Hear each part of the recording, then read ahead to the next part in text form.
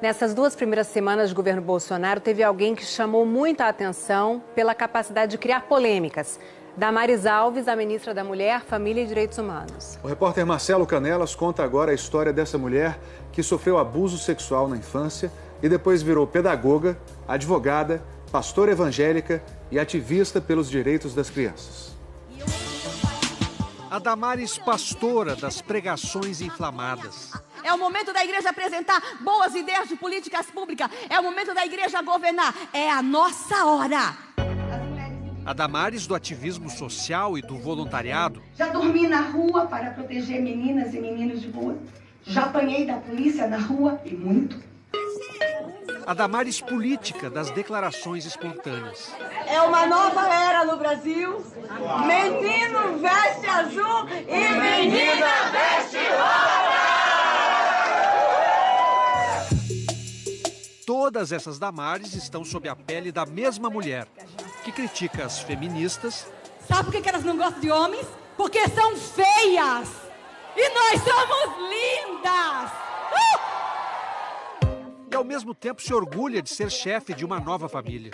Eu sou uma mulher sozinha com uma filha indígena. Isto é uma família. Quem é, afinal, Damares Regina Alves, a ministra da Mulher, da Família e dos Direitos Humanos, que acendeu tantas vezes o pavio da polêmica em apenas 13 dias de governo? Nasci no Paraná, estudei em São Paulo, segui para o Nordeste. Morei na Bahia, Sergipe. Estou há mais de 20 anos em Brasília. No entanto, passei boa parte de minha luta lá no Nordeste, então eu sou nordestina. Filha de um pastor evangélico, a paranaense Damares se mudou com a família para a Bahia quando era bem pequena. Vitória da Conquista foi a primeira cidade onde eles moraram, numa casa emprestada por outro pastor. Bom, exatamente aqui nessa casa foi a residência do pastor Henrique Alves e sua família, juntamente com a pastora Damares Alves. E aí meu pai disponibilizou essa casa, uma casinha pequena que tinha aqui, para que eles morassem.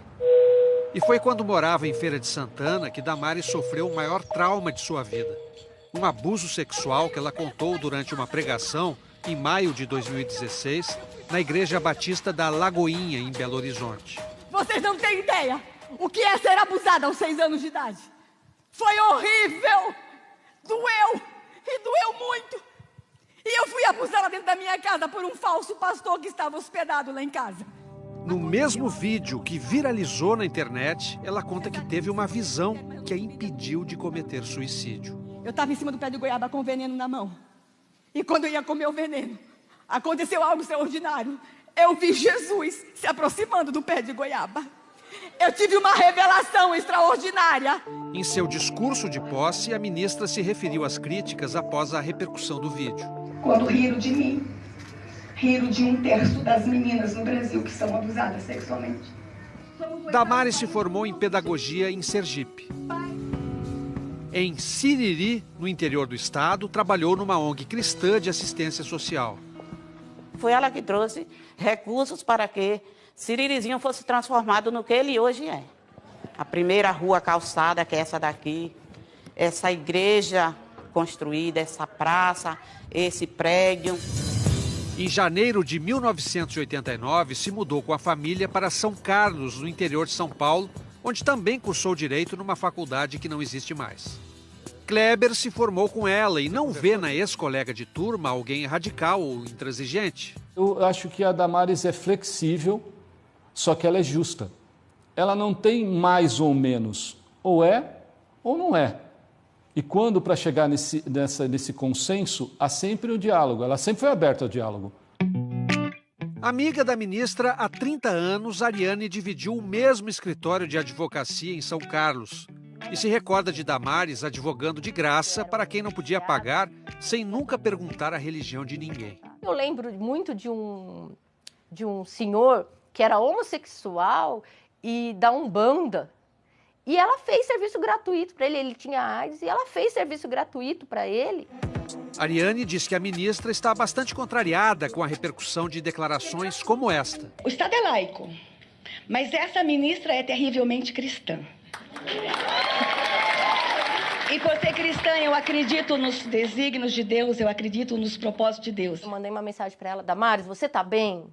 Ela: não, eu tô bem, tô melhorando, tô melhor. Mas a Damares é muito coração.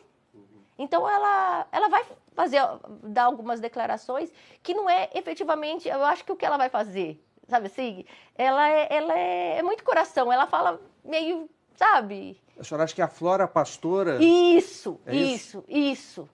Entendeu? E atrapalha a ministra? Sim, talvez não é que atrapalhe. Talvez ela não esteja sabendo lidar. Quando ainda era estudante de Direito, Damares resolveu seguir a vocação do pai. Foi nesta igreja do Evangelho Quadrangular que o pai de Damares Alves exerceu atividade de pastor e onde ela, inclusive, se casou. Durante os anos em que morou aqui em São Carlos, Damares se tornou pastora e passou a conciliar a advocacia, o voluntariado e a pregação religiosa em palestras que se tornaram famosas na cidade. Toninho tocava contrabaixo nos cultos que Damares frequentava e acha que uma pastora enfática como ela sempre provoca reações. A religião é uma polêmica, né? Que nem futebol. É uma polêmica. Então tem muita denominação. Né? E tem vários costumes. Em 1999, Damares foi para Brasília. Começou trabalhando no gabinete de um tio, então deputado federal. Por 20 anos, assessorou parlamentares da bancada evangélica, ao mesmo tempo em que passou a frequentar a Igreja Batista da Lagoinha e manter projetos sociais. Oi, gente, sou Damares Alves. Eu sou uma das fundadoras do movimento Atini Voz pela Vida, que há anos no Brasil faz um trabalho de proteção da criança e da mulher indígena. Na internet, apresentou uma índia Camaiurá como sua única filha. Mas eu sou mãe da Caiu Titi Lulu Camaiurá. Oi, gente, eu sou Lulu de Damares. Mas a assessoria dela informou ao Fantástico que a jovem, hoje com 19 anos, não é formalmente registrada e que ela vê a família biológica sempre. A entidade que Damares criou responde a 3 ações movidas pelo Ministério Público Federal. Uma delas por sequestro de índios, o que Damares nega, alegando que, como cristã, tem o dever de ajudá-los. A ONG Atini afirmou em nota que jamais cometeu qualquer ato ilícito. A ministra é contra a liberação do aborto, mas diz que esse tema é de responsabilidade do Congresso Nacional. Nós não vamos apresentar nenhuma proposta com relação ao aborto. O nosso ministério, especialmente a Secretaria Nacional de Políticas Públicas para Mulheres, vai obedecer o que está na lei. Nesta entrevista para o Jornal das 10 da Globo News, no dia 3 de janeiro, a ministra se queixou que as declarações dela sobre política e religião são tiradas de contexto. Estão com medo de uma pastora ministra dos direitos humanos. Não, mas como a senhora... Deixa eu falar. Então é como se eu fosse terrível, a mulher terrível por ser cristã. Então eu realmente falei, sou uma ministra terrivelmente cristã. O Estado é laico e nós vamos respeitar a laicidade do Estado. Ninguém está impondo religião. Para o cientista político Carlos Pereira, da Fundação Getúlio Vargas, ao falar de religião no cargo de ministra, ela não consegue separar uma coisa da outra, mesmo que diga o contrário. Até esse argumento da ministra é um argumento político. Ela está tentando se eximir das críticas que foi objeto diante das suas declarações. Isso faz parte do jogo. Eu acho que é muito difícil você separar ideologia, crença, da atividade política propriamente dita. A última polêmica ocorreu com a divulgação do vídeo em que ela questiona a teoria da evolução, que trata do desenvolvimento da vida na Terra. Reconhecida mundialmente pela ciência, a teoria diz que seres humanos e outras formas de vida sofrem mudanças evolutivas de uma geração para outra a partir de ancestrais comuns. O vídeo foi gravado em 2013. A Igreja Evangélica perdeu espaço na história. Nós perdemos o espaço na ciência quando nós deixamos a teoria da evolução entrar nas escolas, quando nós não questionamos. Em nota, o Ministério da Mulher diz que a declaração ocorreu no contexto de uma exposição teológica e não tem relação com as políticas públicas. Para o presidente da Academia Brasileira de Ciências, não há problema nenhum em a ministra ser cristã. O que não pode é a religião governar a ciência, porque são elementos distintos da experiência humana. Não é uma competição aí. né? Até porque são maneiras diferentes de ver o mundo. Então, acho que isso deve ser bem entendido, né? Não é uma competição. Você tem o domínio da religião, que é o domínio da fé, né? E tem o domínio da ciência, que é o domínio da experimentação, do teste, da dúvida, né? Da discussão, da superação de teorias por outras mais avançadas, que englobam as anteriores, né? Mas que nos permitem ver mais longe. São maneiras muito diferentes de ver o mundo. Senhor Jesus Cristo,